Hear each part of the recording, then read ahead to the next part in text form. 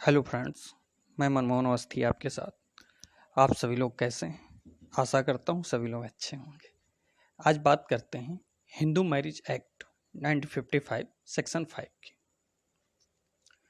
जो विवाह है, जो विवाह को डिफाइन किया गया है, तो विवाह हमारे यहाँ एक संस्कार होता है एज द सेरेमनी। तो जो विवाह है उसको यहाँ पे एक संस्कार बताया गया है, न कि कॉन्ट्रैक्ट। इसको यहाँ पे कॉन्ट्रैक्ट नहीं डिफाइन किया गया। आपको पता होगा, कॉन्ट्रैक्ट पढ़ा होगा 1872 यानी संविदा 1872 का जो अधिनियम है, उसमें जो संविदा होती है, जैसे एज मुस्लिम लॉ पे मैरिज को एक कॉन्ट्रैक्ट बेस दिया गया है, लेकिन अपने हिंदू मैरिज एक्ट पे या जो हिंदू मैरिज एक्ट पढ़ा रहे हैं आप, इस पे आपको ये कॉन्ट्रैक्ट नहीं है, ये एक सेरेमनी दी गई है। सेरेमनी मीन्स एक संस्कार है। तो यह कंफर्म हो गया ना कि हिंदू मैरिज एक्ट, सबसे पहले माइंड पे आप बैठा लीजिए, ये एक संस्कार है जो कॉन्ट्रैक्ट बिल्कुल भी नहीं है। जिसे जो कॉन्ट्रैक्ट होता है उसमें कुछ ना कुछ प्रतिफल होना आवश्यक होता है, जो सेक्शन 25 पे डिफाइन किया गया है। कॉन्ट्रैक्ट ऑफ 1872 के 25 पे डिफाइन किया गया है। तो ये कंफर्म हो जाइएगा बिल्कुल तरीके से कि ये कॉन्ट्रैक्ट नहीं है, ये एक सेरेमनी है हिंदू लॉ, जो विवाह मैरिज, ठीक है ना। अब बात करते हैं सेक्शन 5। जो सेक्शन 5 है, तो हिंदू मैरिज एक्ट आपको बता ही दिया है, 1855 का है। तो जब ये 1855 की धारा 5 पढ़ेंगे हम, सेक्शन 5 जो एक्सप्लेन करते हैं, पढ़ते हैं, तो सेक्शन 5 में एक वैलिड मैरिज करने के लिए कुछ टर्म्स ऑफ कंडीशन दी गई हैं जो हमें फुलफिल करना होता है। तो फुलफिल करना होता है, तो सेक्शन 5 में 5 कंडीशंस दी गई, 5 कंडीशंस आपको दी गई हैं। जो नंबर 1 में आप आती है आपकी वन मैरिज, ठीक है। पहले हम 5 कंडीशंस आपको बताते हैं, इसके बाद कंडीशन को एक्सप्लेन करते हुए चलेंगे, बहुत ही जल्द ख़त्म हो जाएगा, कोई ज़्यादा नहीं है। बहुत साल्ट पे बताएंगे क्योंकि पढ़ने को काफ़ी डीपली है, तो डीपली आप पढ़िएगा। बाकी कोई प्रॉब्लम होती है तो आप कमेंट बॉक्स पे हमसे पूछ सकते हैं और उसका हम आंसर देने का पूरा प्रयास करेंगे। लॉ इज ब्रॉड, लॉ बहुत ही ब्रॉड है, उसको पढ़ते ही रहेंगे, इंटरेस्ट आता रहेगा। तो सेक्शन 5 पे 5 कंडीशन दी गई हैं। तो नंबर 1 पे आती वन मैरिज, नंबर 2 पे आता है साउंड माइंड, यानी जो पार्टीज है, 2 पार्टीज होंगी आपकी, शादी 2 लोगों पे होगी, मेल और फीमेल पे होगी। तो इस पे आपकी कंडीशन वो मतलब मेंटल नहीं होना चाहिए, साउंड माइंड होना चाहिए। इसके बाद जो थर्ड आती है उस पर एज मेंशन की गई है। एज यानी आप जो ए पार्टीज, लड़की, इसको सीधे तौर पे बोलें, यानी लड़की की एज 18 वर्ष होनी चाहिए और लड़के की 21 वर्ष होनी चाहिए। अब आपका आता है फोर्थ, इसमें फोर्थ कंडीशन पे आपको दिया गया है प्रसिद्ध नातेदारी, प्रसिद्ध नातेदारी, ठीक है ना। फिर 5 आ जाता है सपेंट। तो एक बार हम लोग फिर से मिलाते हैं, वन मैरिज, साउंड माइंड, तीसरे पे आपको एज दी गई है, एज डिफाइन किया गया है, चौथे पे आपको प्रोहिबिटेड दिया गया है, 5 पे आपको सबमिट दिया गया है। अब इसको डिफाइन करते हैं वन मैरिज। तो वन मैरिज से आशय ये होता है कि जब उसकी शादी हो रही होती है तो शादीशुदा नहीं होना चाहिए, या फिर जो शादी के समय जो 2 पार्टीज में किसी एक का होना नहीं, मीन्स कि जैसे उसकी शादी हो रही है तो किसी पति या पत्नी का जीवित नहीं होना चाहिए, उसमें किसी भी पति पत्नी का जीवित बिल्कुल भी नहीं होना चाहिए। तो जीवित नहीं होना चाहिए विवाह के समय। यदि कोई व्यक्ति ऐसा करता है या शादी के टाइम कि पति या पत्नी कोई जीवित है और ऐसा विवाह करता है, तो वो सोन हो जाएगी, वाइट मैरिज हो जाएगी। जब वाइट मैरिज हो जाएगी तो आप बाईगेमिंग करेंगे, जब बाईगेमिंग करेंगे आप ऑफेंस कर देंगे, जब ऑफेंस हो जाएगा तो आपको पनिशमेंट मिलेगा। 494 495 आईपीसी के तहत आपको पनिशमेंट दिया जा सकता है। तो ये ध्यान रहे। वाइड मैरिज क्लियर हुआ ना? सिंपल शब्दों में बोले तो शादी के टाइम एक किसी भी पक्षकार में से किसी एक का जीवित नहीं होना चाहिए। अगर ऐसा करते हैं तो वो वाइड मैरिज हो जाएगी। वाइड मैरिज, वाइडेबल मैरिज क्या है, इसका आगे डिस्कशन करेंगे। अब पॉइंट आता है second, sound mind. Sound mind से मतलब ये होता है कि वो विधि के दृष्टि पे उनके जवाबों का पूर्णतया उत्तर देने में सक्षम हो, स्वस्थ चित्त हो, क्या गलत है क्या सही है इस चीज का अनुभव करता हो, तरह उसे स्वस्थ चित्त मस्तिष्क हिंदी में बोलते हैं। तो साउंड माइंड हो गया आपका। अब आता है एज की बात। तो एज लड़की की 18 वर्ष पूरी होनी चाहिए और लड़के की 21 वर्ष। क्योंकि अगर ऐसा नहीं होता है, 18 वर्ष और जो 21 वर्ष का प्रोविजन आया है, वो आपके ये जो प्रोविजन है, तो ये शारदा अधिनियम 1978, शारदा अधिनियम 1978 के द्वारा ये एज को निर्धारित किया गया है। अगर ऐसा नहीं किया जा सकता तो ये मैरिज आपकी वाइडेबल कंडीशन पे आ जाएगी और इसमें पनिशमेंट का भी सिस्टम इसमें भी अवेलेबल है आपको। तो जो पनिशमेंट दिया गया है, तो आपके सेक्शन 17 के तहत पक्षकारों को कुछ दंड से दंडित किया जा सकता है। जैसा कि आपको अभी हमने बताया वन मैरिज पे जो 495 है या 494 है, तो इस पे आपको जुर्माना या जेल हो सकती है पनिशमेंट। इसमें भी पनिशमेंट आपको 17 के उसमें डिफाइन किया गया है सेक्शन 17 पे। अगर आप एज का वो करते हो, इसमें सबसे बड़ा वो है कि शारदा अधिनियम, बिल्कुल ये याद रखिएगा, 1978 के तहत ये प्रोविजन लाया गया था, एज को निर्धारित किया गया था। तो आपसे अगर कोई क्वेश्चन कर दे कि एज किस अधिनियम के तहत निर्धारण हुआ था, तो इसका आंसर होगा आपका सीधा सीधा शारदा अधिनियम के तहत 1978 पे किया गया था। ठीक है ना?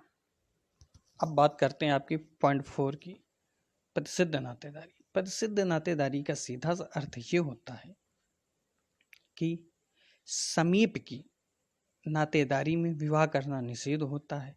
निषेध क्या ही, हिंदू विवाह में ये महापाप की संज्ञा में आता है। ठीक है ना? प्रतिसिद्ध नातेदारी है, लेकिन इसमें भी कुछ अपवाद दिए गए हैं।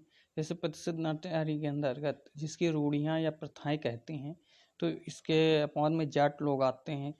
तो ये लोग विवाह प्रतिसिद्ध नातेदारी में विवाह करते हैं।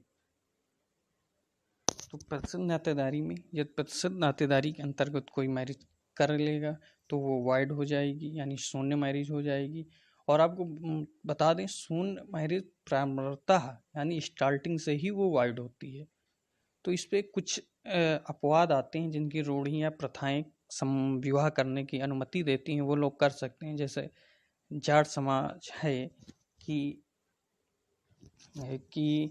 कोई भी व्यक्ति अपनी विधवा भाभी से भी विवाह कर सकता है। तो ये रूढ़ियाँ जो अनुमति देती हैं, तो उसमें प्रोविजन दिया गया है। अब बात करते हैं फिफ्थ, सपिंड की। सपिंड में इसका भी बहुत छोटा सा बताते हैं आपको। पिता की तरफ से 5 पीढ़ी और माता की तरफ से 3 पीढ़ी पे विवाह करना निषेध होता है। ये आपके सपिंड के अंतर्गत आता है। और सपिंड में भी आपका अगर कोई सपिंड के अंतर्गत आकर मैरिज करता है तो उसकी भी मैरिज वाइड हो जाती है। परंतु अगर उसमें किसी भी प्रकार की उसकी रूढ़ी प्रथा उनको आज्ञा देती हैं अगर विवाह करने की, तो वो विवाह कर सकते हैं। तो यही होता है सपिंड का मतलब। एक लाइन पे आपको अगर लास्ट में एक लाइन पे अगर इस शब्द को कहें, सपिंड का मीन्स ये होता है कि जिन व्यक्तियों में एक ही रक्त प्रवाहित हो, वो सपिंड के अंतर्गत आता है। जिन व्यक्तियों में एक ही रक्त प्रवाहित है, वो एक दूसरे के सपिंड आता है। यानी ब्लड रिलेशन जो होता है वो एक तरीके से सपिंड के अंतर्गत आता है। अब बात करें शून्य विवाह यानी वाइड मैरिज की, तो इसको सेक्शन 11 में डिफाइन किया गया है वाइड मैरिज को। वाइड मैरिज स्टार्टिंग से ही वाइड होती है। लॉ की नज़र पे ये शून्य ही होती है और इसको अगर शून्य कराने के लिए पक्षकार आवेदन करते हैं तो न्यायालय इसमें केवल मैरिज शून्य कर उसमें लिख कर दे देता है, बाकी इसका कोई प्रोसेस नहीं होता, क्योंकि लॉ के नज़र में ये शादी ही नहीं होती, वो मैरिज मानता ही नहीं है। ये पर्सन को जो मान लीजिए आप कोई ए पर्सन है, बी पर्सन है और वो आप वाइड मैरिज कर लेता है, तो लॉ कभी भी उसको पति पत्नी यानी हस्बैंड और वाइफ की संज्ञा देता ही नहीं है। और शून्य मैरिज होने की ग्राउंड भी होते हैं, जैसे आपको कंडीशन 1 बताई थी, 1 मैरिज, लेकिन आप पति या पत्नी जीवित था या आपने पहले शादी कर ली थी, इसके पश्चात आप शादी करते हैं तो आप की शादी वाइड हो जाएगी, या सपिंड पे आप आगे शादी कर लेते हैं, या प्रतिशत नातेदारी पे आप शादी करते हैं, तो इस प्रकार की शादी आपकी प्रतिशत नातेदारी पे अगर कर रहे हैं या अदर पे कर रहे हैं तो ये आपकी वाइड हो जाएगी, शून्य हो। और इसमें एक पॉइंट और आता है, जिसे जो आवश्यक अनुष्ठानों का संपन्न न होना। हिंदू मैरिज एक्ट में जो सेक्शन 7 पे सप्तपदी के नाम से 7 फेरे जिसे बोलते हैं, अगर वो संपन्न नहीं किया गया है तब भी ये शादी वाइड शादी ही होगी। या फिर सेक्शन 15 इसी में आप देखिएगा, इसमें होता क्या है कि जैसे विवाह विच्छेद कर में है कि जैसे विवाह विच्छेद के लिए आपको इसमें बताएं, विवाह विच्छेद नहीं समझ पा रहे होंगे तो तालाक वर्ड यूज होता है जनरली, तो इस पे होता है, जबकि तालाक वर्ड उर्दू का है। तो इसमें होता क्या है कि ए वाइफ है, बी हस्बैंड है उसका, ए ने डिवोर्स के लिए आवेदन दे रखा है कोर्ट पे, एप्लीकेशन है उसका अपना वो लगा हुआ है, और इसके बावजूद बी हस्बैंड उसकी अगर मैरिज कर लेता और वो क्लियर नहीं हुआ तो ये आप वाइड मैरिज पे ही आएगा, ये आपकी वाइड मैरिज हो जाएगी, ठीक है ना। अब बात करते हैं वाइडेबल मैरिज, सेक्शन 12 की बात करें, शून्यकर्णी विवाह की बात करें तो शून्यकर्णी विवाह ये प्रारंभ से शून्य नहीं होता, जबकि ये पक्षकारों के ऊपर डिपेंड होता है और पक्षकारों द्वारा चाहे तो वो शून्य करा सकते हैं, उतना ना कराएं, तो ये पक्षकारों पर निर्भर होता है। तो इसके जो ग्राउंड होते हैं शून्यकर्णी वाइडेबल मैरिज के, तो वाइडेबल मैरिज पे आप एक ध्यान रखिएगा, वाइडेबल मैरिज पक्षकारों जो पार्टीज होती हैं उन पे डिपेंड होता है, अगर वो चाहे तो उस मैरिज को वाइड करा सकते हैं। इसके ग्राउंड ये होते हैं कि मान लीजिए कोई व्यक्ति का मैरिज हो गई, वो पागल था, उस टाइम नहीं पता चल पाता, या कुछ स्थितियां होती हैं उतना नहीं होता, मतलब नॉर्मली होता है, लेकिन बहुत ज़्यादा उसके बाद पता चलता है कि बहुत उलझन करता है, या इस तरह की स्थितियां होती हैं और वाइफ को नहीं पता हो पाती, या वाइफ की मेंटल हो या कुछ ऐसी स्थितियां हो और हस्बैंड को नहीं पता हो, तो इस आधार पर भी मैरिज को आप वाइड करा सकते हैं, ठीक है ना। या फिर किसी भी 2 पार्टीज में किसी भी पर्सन को कोई ऐसी बीमारी हो जाए जिसका इलाज संभव ना हो, ठीक हो पाना संभव ना हो, या कुछ ऐसी स्थितियां हो, तो इस पर पक्षकारों के विकल्प पे उस मैरिज को वाइड किया जा सकता है। और बाकी वो पार्टीज अगर पक्षकार जो है वो रहना चाहता है तो इस पर कोई आपत्ति नहीं है, एज योर विश वो रह सकता है। तो ये आपका ग्राउंड है। या फिर व्यक्ति जो है वो किसी कारण नपुंसक की स्थिति पे है, संतान उत्पन्न करने की कैपेसिटी पे अवेलेबल नहीं है, कुछ प्रॉब्लम्स इस तरह की क्रिएट होती हैं, तो इसमें पार्टीज के कंसर्न से मैरिज को वाइड किया जा सकता है।